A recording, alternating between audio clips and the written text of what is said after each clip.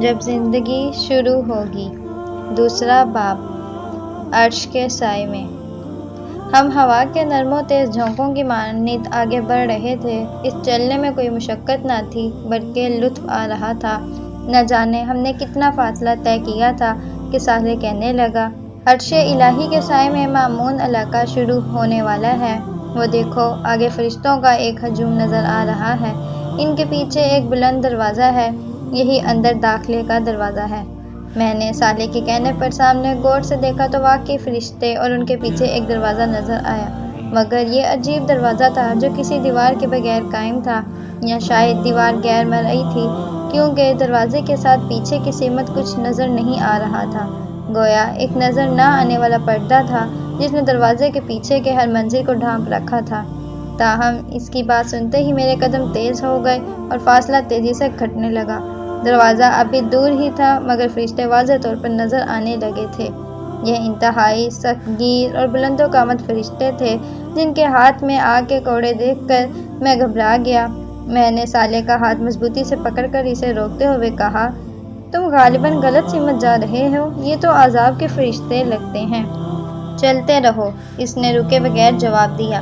ناچار مجھے بھی اس کے پیچھے جانا پڑا، تاہم میں نے اتنا اہتمام کر لیا کہ اس سے 2 قدم پیچھے رہ کر چلنے لگا تاکہ اگر پلٹ کر بھاگنے کی نوبت آئے تو میں اس سے آگے ہی ہوں۔ صالح کو میرے احساسات کا اندازہ ہو چکا تھا، اس نے وضاحت کرنی ضروری سمجھی۔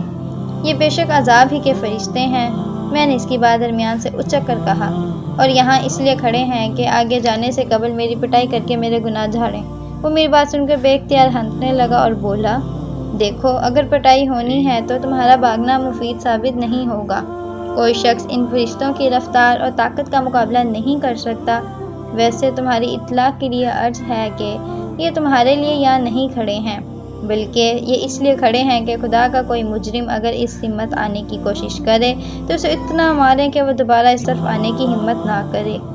ہمارے قریب پہنچنے سے قبل ہی انہوں نے 2 حصوں میں بٹ کر ہمارے لیے ایک راستہ بنا دیا۔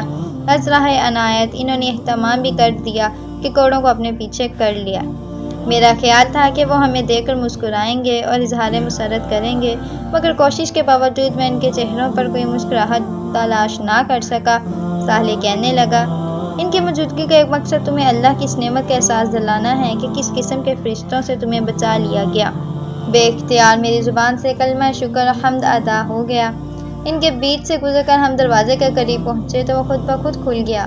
اس کے کھلتے ہی میری نظروں کے سامنے ایک پرفضا مقام آ گیا۔ یہاں سے وہ علاقہ شروع ہو رہا تھا جہاں عرش الہی کی رحمتیں سایہ فگن تھی۔ روح تک اتر جانے والی ٹھنڈی ہوائیں اور مسحور کن خوشبو مجھے چھونے لگی تھی۔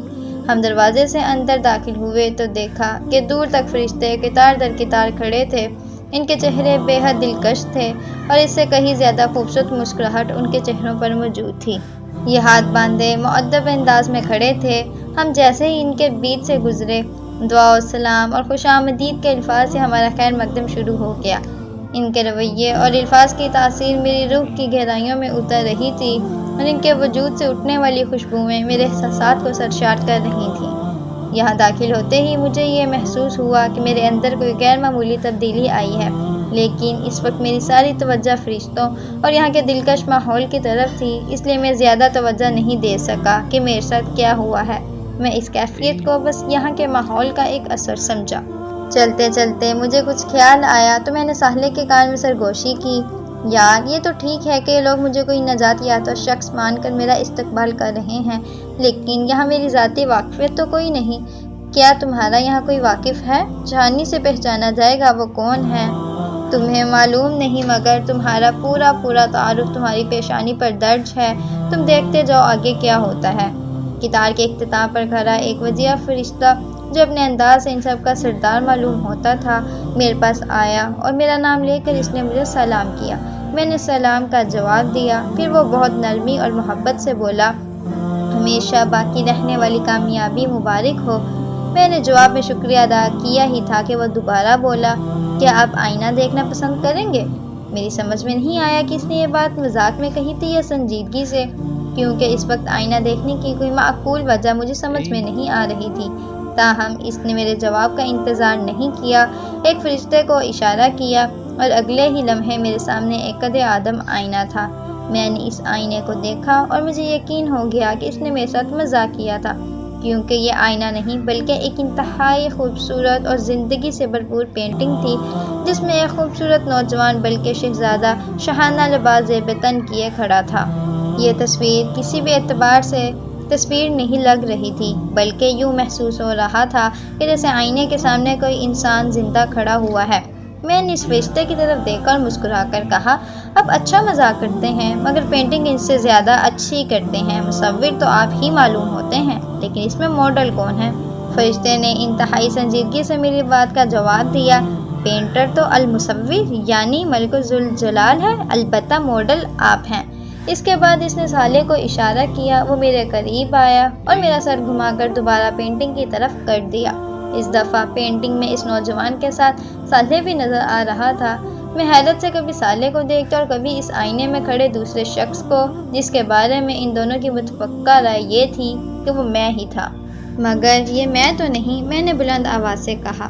جواب میں سالے نے یہ مصرع پڑھ دیا، اے جان جہاں یہ کوئی تم سا ہے کہ تم ہو، لیکن یہ کیسے ممکن ہے؟ میں تو ایک بوڑھا شخص تھا اور جوانی میں بھی کم سے کم ایسا نہیں تھا۔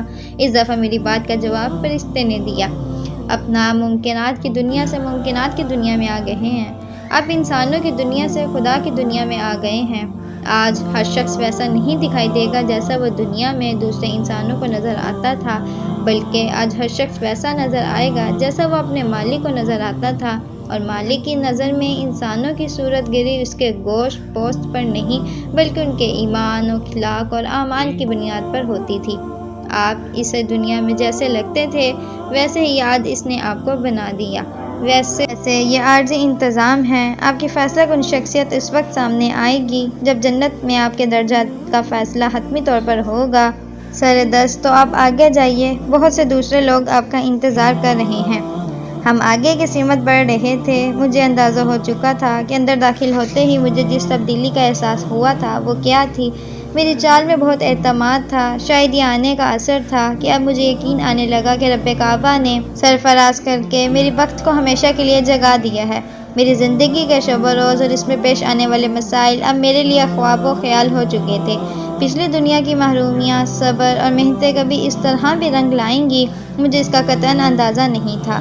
قرآن کریم اور احادیث میں اگلی دنیا کا بہت کچھ تعارف پڑا تھا، مگر آنکھیں جو کچھ دیکھ سکتی، کان سنتے اور حواس محسوس کر سکتے ہیں، وہ الفاظ سے شعور تک بہت کم منتقل ہوتا ہے۔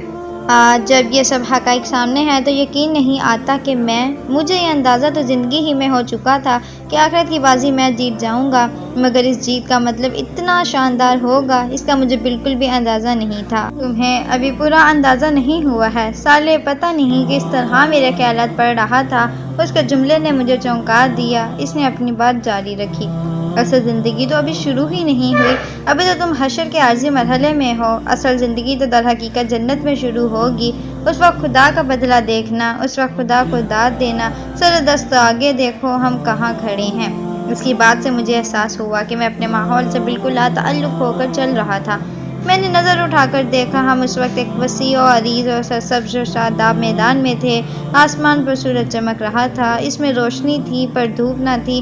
آسمان پر کہیں بادل نہ تھے، مگر زمین پر ہر جگہ سایہ تھا۔ زمین سبز تھی، شاید اسی کے اثر سے آسمان نیلگوں کی بجائے سبزی مائل ہو رہا تھا۔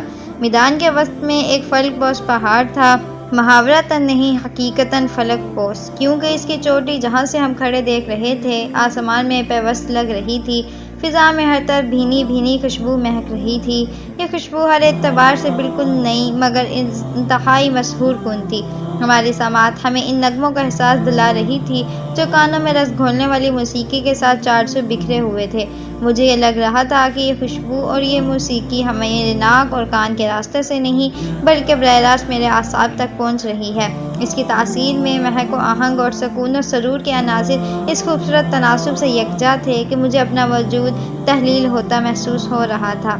میں ایک جگہ رک کر کھڑا ہو گیا اور آنکھیں بند کر کے اس ماحول میں گم ہو گیا۔ سالے نے میرا انہماک دیکھ کر کہا، اس پہاڑ کا نام احراف ہے، آؤ اس کے گرد چکر لگاتے ہیں، میں ساتھ ساتھ تمہیں یہاں کی ساری تفصیلات سے آگاہ کرتا رہوں گا۔ میں جواب دیے بغیر سحر زدہ انداز میں ساحلے کے ساتھ ہو لیا۔ ہم نے دائیں طرف سے اپنا سفر شروع کیا۔ ہم کچھ دور ہی چلے تھے کہ پہاڑ کی ایک حصے پر امت آدم لکھا ہوا نظر آیا۔ میں نے صالح سے پوچھا، کیا یہاں آدم علیہ السلام ہے؟ نہیں، سارے نبی پہاڑ کے اوپر بلند حصے پر موجود ہیں۔ تم دیکھو گے کہ ہر تھوڑی دیر بعد اس طرح کسی نہ کسی نبی اور اس کی امت کا نام لکھا ہوا نظر آئے گا۔ ہر امت کے نجات یافتہ لوگ، تمہاری طرح کے نجات یافتہ لوگ یہاں آ کر جمع ہوں گے۔ اس نے جواب دیا، کیا مجھے امت محمدیہ کے کیمپ میں جانا ہوگا؟ اس پر میں نے اشتیاق سے پوچھا۔ صالح نے نفی میں سر ہلایا اور بولا، ان مقامات پر نجات یافتہ لوگ کھڑے ہوں گے اور روز حشر کے اختتام پر یہیں سے جنت میں جائیں گے۔ تمہیں پہاڑ کے اوپر جانا ہوگا۔ وہاں سارے نبی اور ان کی امتوں میں سے وہ لوگ جمع ہیں جنہوں نے نبیوں کے اتباع میں لوگوں پر حق کی شہادت دی۔ یہ لوگ یہیں سے انسانوں کے بارے میں خدا کا فیصلہ دیکھتے رہیں گے۔